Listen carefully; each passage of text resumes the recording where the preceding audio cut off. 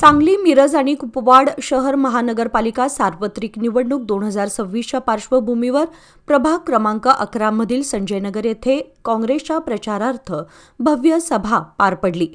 खासदार विशाल पाटील यांच्या प्रमुख उपस्थितीत झालेल्या सभेला नागरिकांचा उत्स्फूर्त प्रतिसाद मिळाला. या प्रभागातून काँग्रेसचे अधिकृत उमेदवार रमेश सरजे, अश्विनी कोळेकर, अंजली जाधव आणि हर्षवर्धन पाटील यांनी सभा संबोधित केली.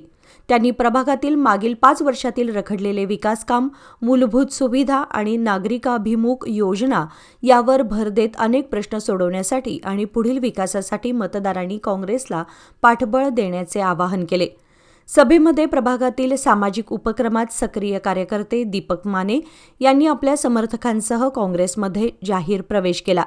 त्यांच्या स्वागतावेळी खासदार विशाल पाटील यांनी प्रभागाचा विकास, युवा व अनुभवी कार्यकर्त्यांचा सहभाग आणि लोकाभिमुख योजनांना प्राधान्य देण्याचे मुद्दे मांडले.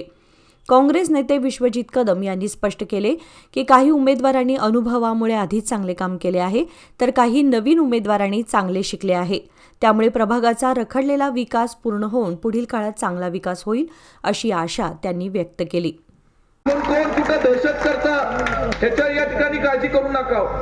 तुम्ही अजिबात आता काय तुम्ही सगळे टायगर मंडळी आहात आणि पुन्हा दहशत करायला चुकून आलंच तर त्यांना सांगा आता 2 धुरंधर विश्वजित कदम आणि विशाल पाटील सुद्धा इथं आहेत. म्हणून या ठिकाणी आता आजची दहशत या वॉर्डामध्ये चालणार नाही आणि कुणी करण्याचा प्रयत्न केला तर आम्ही खपून घेणार नाही. जसं तसं या ठिकाणी उत्तर दिलं जाईल हे या ठिकाणी मी तुम्हाला सांगतो.